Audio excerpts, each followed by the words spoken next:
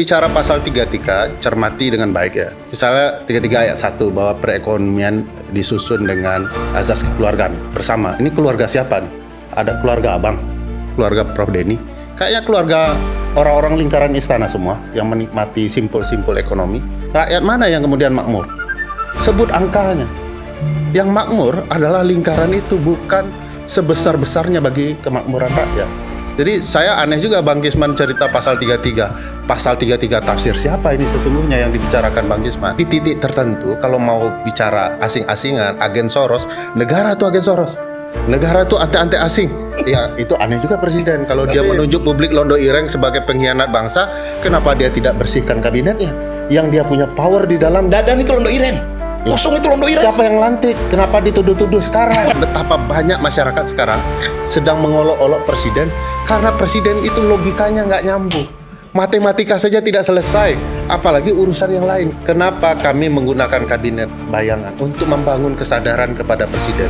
Negara ini bisa dikelola oleh sedikit orang sehingga beban uang negara tidak diperuntukkan untuk gaji menteri, tapi uangnya bisa dipakai untuk rakyat.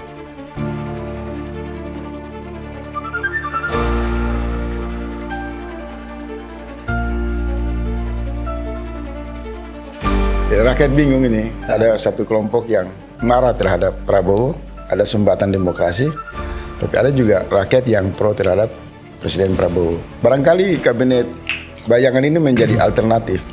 Tapi sebelum ke situ saya mau tanya sedikit. Ini kebetulan Agustus. Kan banyak pemerintah juga menghimbau tidak boleh pendekatan-pendekatan anarkis. Kira-kira dari kubu kabinet bayangan ini juga searah dengan pemerintah atau enggak? Ya sudah pasti kabinet bayangan dibentuk untuk menjadi kawan tanding kan. Kami sebutkan karena persis seperti yang dijelaskan Prof. Denny bahwa simpul-simpul checks and balances itu sudah tidak terjadi lagi gara-gara koalisi tunggal. Itu sebabnya di banyak kebijakan Pak Presiden Prabowo itu diambil searah ya, tidak melalui undang-undang ya. Misalnya MBG uangnya 365 triliun, tapi model bagaimana uang itu dikelola tidak melalui undang-undang itu super aneh bagi kami yang belajar hukum tata negara dan anti korupsi.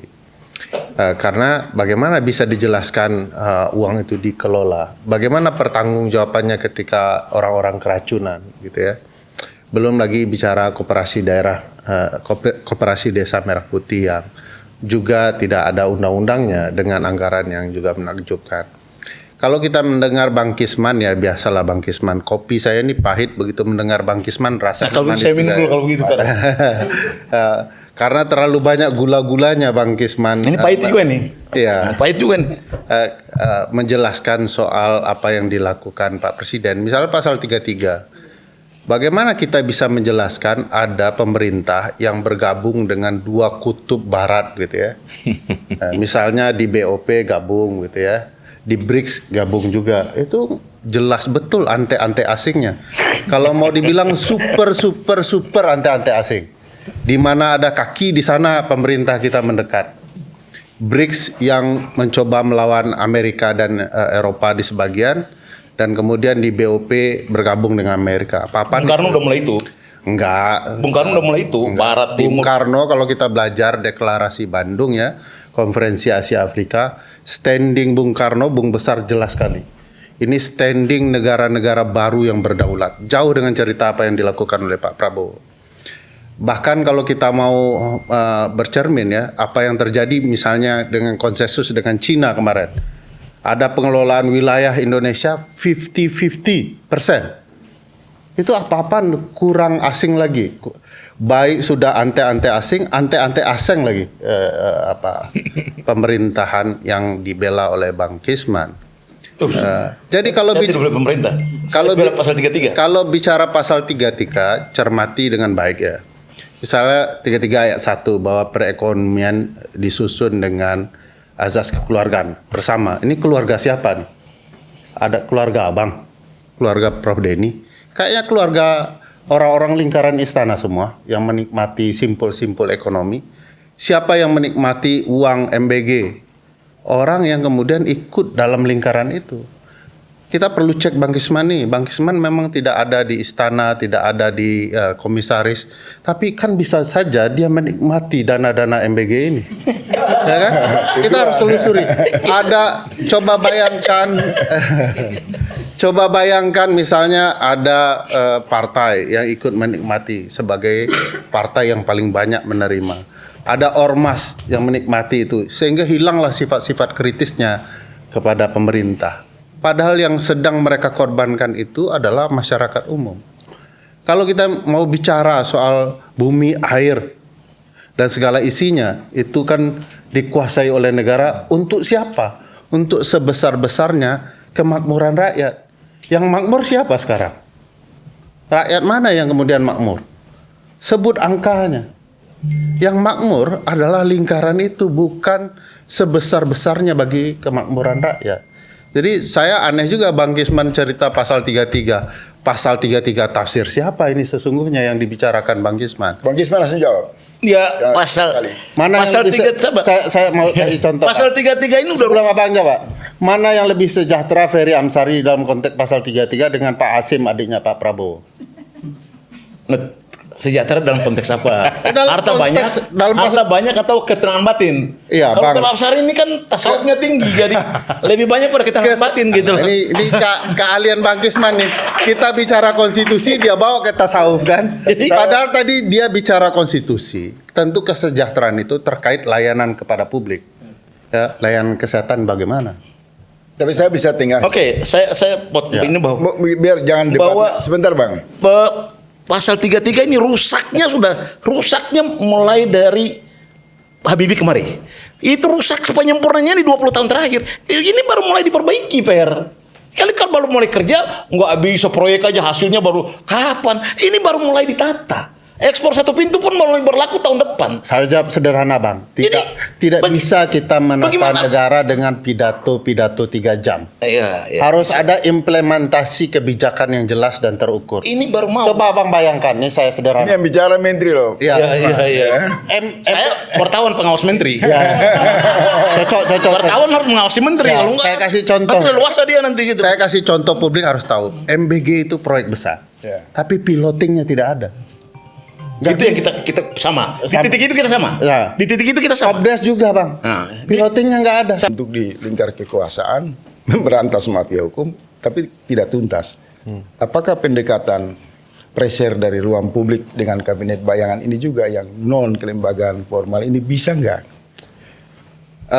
Tentu ini bicaranya harus dilihat konteksnya ya Bang. Konteksnya itu karena sistem sedang tidak bekerja dan ada berbagai praktik untuk melibatkan publik agar kemudian betul-betul menunjukkan daulatnya terhadap negara-negara yang dalam hal ini bekerja tidak baik gitu ya, melanggar konstitusi dan lain-lain. Maka ya rakyat kemudian berhimpun untuk memastikan bahwa mereka punya daulat dan negara harus bekerja benar. Itu contohnya banyak. Tidak hanya konteks di negara parlementer ya, di negara-negara kuasi presidensial, kabinet bayangan dari masyarakat sipil itu ada. Nah, apakah kemudian masyarakat sipil dengan gagasan kabinet bayangannya mampu menjadi pressure bagi negara untuk bekerja dengan baik? Ya bergantung negaranya. Ketika negara tidak menganggap itu sebagai mitra tanding yang baik, ya, saya mencontohkan Messi itu tidak akan ada guna Misalnya dan saya kehebatannya. langsung masuk tanya gini, kan Ini Messi ini penting loh Bang. enggak. Saya tidak mau masuk ke teknis. Saya karena dia pembanding objektivitas terhadap proses pemerintahan. Misalnya gini ya, kan dari kabinet bayangan yang terwakili suara rakyat itu mengatakan MBG gagal, Koperasi Merah Putih. Mereka tidak yakin dengan pasal 33 kan? Ada enggak kemungkinan publik ingin kabinet bayangan ini juga berdiri sebagai lokomotif untuk melawan oligarki misalnya? Karena itu suara yang juga datang dari oposisi. Kemudian suara rakyat juga, tolong dong kabinet bayangan proses Ibu Mega lewat jalur kasus BI. Karena itu juga ratusan triliun. Release in the charge. Tolong dong bongkar Pak Jokowi dengan kasus teks amnesti kan. Kemungkinan ditampung nggak itu kalau ada suara rakyat seperti itu? Ya, diperjuangkan. Ini perlu diperhatikan juga baik-baik bahwa tentu kami berniat untuk melawan kezaliman, pelanggaran konstitusi. Kalau itu kita setuju. Ya, apapun bentuknya ya, termasuk mungkin oligarki. Tetapi perlu dicermati bahwa yang mampu face a face dengan oligarki itu adalah negara. Kalau rakyat disuruh maju ke depan sementara negara diabaikan, tidak digunakan kewenangannya, ya nanti rakyatnya mati konyol gitu, 2 kali matinya gitu ya. Dan bagi saya tugas kami ingin agar negara di posisinya. Kekuatan oligarki sudah di mana-mana, dia mampu menguasai politik, ekonomi, dan bahkan masyarakat sipil di format tertentu. Termasuk supply chains. Ya, dan segala macam. Jadi bagi saya untuk mensupport warga dengan tugas-tugas kesadaran berkonstitusinya itu jangan lagi dituduh yang aneh-aneh gitu ya. Negara harus memeluk warga negaranya, jangan semua yang berbeda apapun perbedaannya teh botolnya tetap teh botol Soros misalnya gitu ya. Itu bagi saya konyol negara. Menyampaikan bahwa siapa yang berbeda adalah loreng ya, londo ireng gitu ya. Itu konyol negara. Jadi bisa saya tangkap Pak Ferry, ini dalam rangka pemantik demokrasi aja. Tidak masuk ke support tim dalam memperkuat negara, menjadikan oligarki sebagai musuh bersama kan? Ya, semua ruang bernegara itu ada peran-perannya. Yang merusak itu yang berlebihan. Pengusaha penting, tapi kalau berlebihan, ingin maruk sendiri, lupa pasal 33, ya mereka salah. Rakyat kemudian menjadi mobokrasi, itu ya salah juga. Partai politik buat koalisi tunggal sehabis-habisnya ya salah juga. Bang Kisman terlalu manis dengan presiden salah juga tuh. Gak boleh yang keterlaluan itu. Saya mau tanya Bang Kisman. Kalau dilihat dari cara Bang Kisman berbicara, mirip betul dengan Pak Prabowo. Pokoknya siapa yang non pendukung pemerintah harus ditunjuk sebagai sesuatu yang londo ireng kah? Padahal yang harus dikoreksi itu penyelenggaraan Loh, negara. saya bilang londo ireng dalam kabinet kok nggak mirip itu kalau begitu. Iya, itu aneh juga presiden kalau dia menunjuk publik londo ireng sebagai pengkhianat bangsa, kenapa dia tidak bersihkan kabinetnya? Yang dia punya power di dalam. Dadan itu londo ireng. Kosong itu londo ireng. Siapa yang lantik? Kenapa dituduh-tuduh sekarang? Kosong itu londo ireng. Dulu yang lantik. Febri itu londo ireng gitu. Bahkan Bang, kalau Abang ingat setelah Pak Dadan ditangkap, Pak Presiden masih mengatakan ini orang kesayangan saya. Ngomong-ngomong Febri, saya buka nih. Coba sekarang Bang. Febri itu ketua pelaksana. Iya, pelaksana harian. Bukan ketuanya. Kepresnya ketuanya. Iya, tadi bukan sekretaris. Kalau pelaksana, juga. tapi saya melihat biar korek. pola yang sama ya Bang, pola yang sama itu. Saya netral aja, saya bebas. Iya. Enggak, Faisal yang ngadu kita. Saya mau Faisal tukang ngadu. Faisal kita jangan terpengaruh. Ya, saya mau menjelaskan Mau jangan presiden kalau salah itu menunjuk orang. Yang presiden lakukan tuh evaluasi. Pendukungnya juga begitu. Karena Anda sedang diberikan kekuasaan, wajar Anda ditunjuk orang. Orang dia menguasai sebagai kepala pemerintahan, kepala negara, tidak ada satu pinggir apapun ya sudut dalam penyelenggaraan negara yang tidak ada kewenangan presiden di sana. Nah sekarang ketika orang mengkritik presiden berdalih kemana-mana bahwa orang yang berbeda dengan dia jangan-jangan penerimaan dana asing. Saya kasih tahu ya Bang, saya sempat dituduh juga penerima dana asing. Tapi begitu listnya dibocorkan, entah negara berperan atau tidak, nggak ada nama saya, tidak ada nama organisasi, tetap dituduh juga Bang. Harusnya minta maaf tuh orang-orang. Berdosa. Saya malah berharap tapi nggak nyampe-nyampe gitu loh dana asing. Nggak nyampe-nyampe gitu. Nah, saya mau mengatakan kalau nuding penerima dana asing paling banyak negara Bang. Jangan lupa Bang Kisman. Jokowi Dari Putri loh. saya mengibaratkan kalau dana asing itu masuk Indonesia 10. Dan paling banyak Jokowi. Era Jokowi. Nah, di era Prabowo juga Bang. 8-nya itu untuk negara. Saya ambil contoh ya, dana Soros misalnya itu digunakan untuk HIV, tuberkulosis, stunting. Nah kemana nih buzzer-buzzer orang istana soal penggunaan dana kesehatan dari Global Fund misalnya. Nah kenapa kemudian masyarakat dituduh padahal dana asing datang 10 itu Bang? Saya setuju dengan Ferry. Tunggu. Saya bilang setuju aja nggak boleh gitu loh. Dari 10, 8 itu untuk negara. 2 ini disengajakan untuk masyarakat sipil supaya donor asing itu bisa percaya ada informasi yang berbeda.